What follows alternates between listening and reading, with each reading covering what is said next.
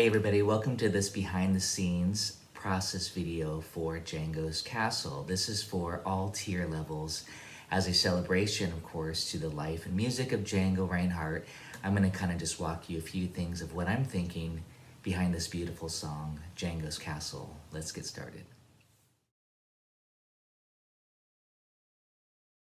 Hey everybody, thanks for joining me. So let's get started with this little kind of a mini lesson and just pretty informal lesson, I guess you can call it. This is such a beautiful song. I've been playing this for many years, kind of on and off, however. So as I revisit it, however, I'm kind of discovering some new things, so I'll share that with you. First of all, you know, it starts off as a 5-1, kind of similar to the motif from, what's it called, Stompin' at the Savoy. Usually it's done like this. Of course, we're in the key of D. So, you know, maybe that was his inspiration, I'm not sure, but 5-1. However, what's really beautiful about this, and the melody, of course, very simple and plaintive, but what's beautiful about this opening, especially if you're doing it as a chord melody, put the B flat in the bass. And I notated that on the chart because that's what most people do, most bass players, especially if you know the song. You want to put that flat 9 in the bass. So here's A13, but I'm playing it as an A13 with a B flat in the bass, a flat 9. Here's what it sounds like up high. Beautiful chord. So striking when you hear it like that. That's A13 with a flat 9. But again, the bass is usually playing that note, and the guitar player, of course, you'd go like this: 3, 4, 1, 2, 3, 4, 1, 2, 3, 4, 1. So already right now I'm demonstrating a few of my favorite chord voicings. A13 with a flat 9 in the bass. And yes, it kind of looks like that Purple Haze chord that you all know.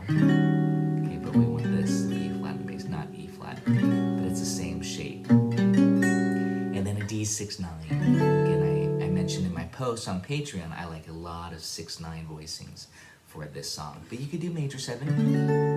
Okay, you could do major 9. you can kind of choose, mix and match. So oftentimes on my chart and in charts in general, it might just say D. And that means D major 7, D6, D6-9. You choose D major add 9. So again, we have 5-1. This is just a little mini lesson. And then it repeats 5-1. This time the melody is on the 9. So that's where I'm doing D6-9. You could do D major 9. And this is just a quick little glimpse into the beauty of the song and the possibilities of chord substitution and interpretation. That's all just D major stuff. When you're improvising, I'm just thinking just D major, okay? And then it goes,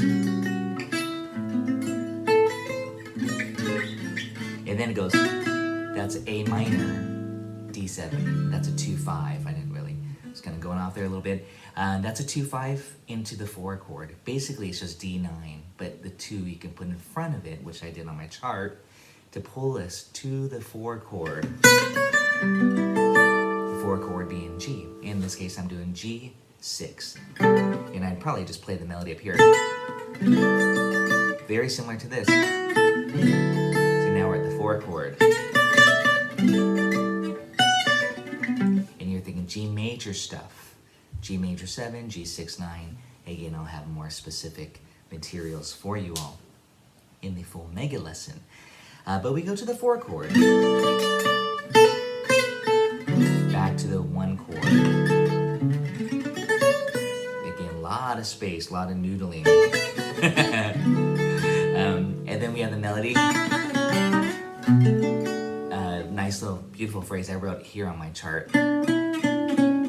Very straightforward, but when I'm actually really playing it, I like to add a lot of slurs and slides. Beautiful, just, and that's a 2-5, B minor to E7, and then this is where a lot of people kind of change the chords, and this is my arrangement. I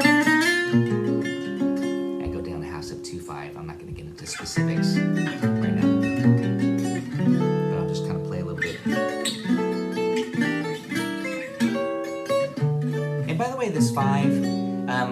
this 5 chord, A13 with the B flat and the bass of flat 9, I often am thinking G minor, G melodic minor to be specific, for my fills in my soloing. Again, that's being a little bit more, getting into some advanced ideas, I think, maybe. But then the statement just repeats, dun, dun, a lot of space.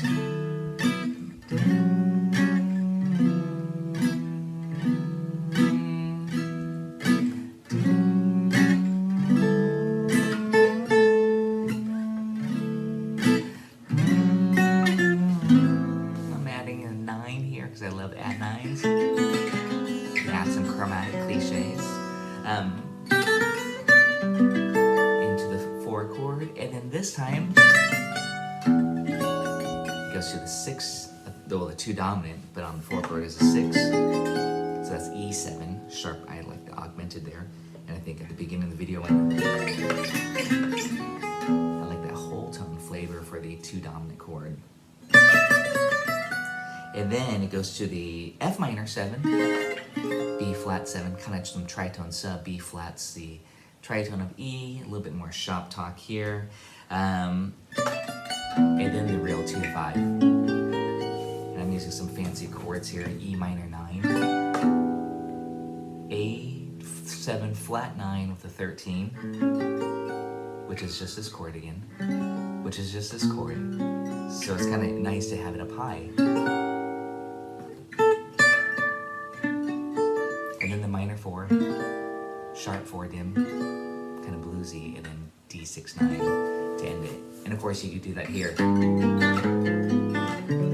So that was G minor, G sharp dim, the sharp 4, and then the 1. It's a nice little ending.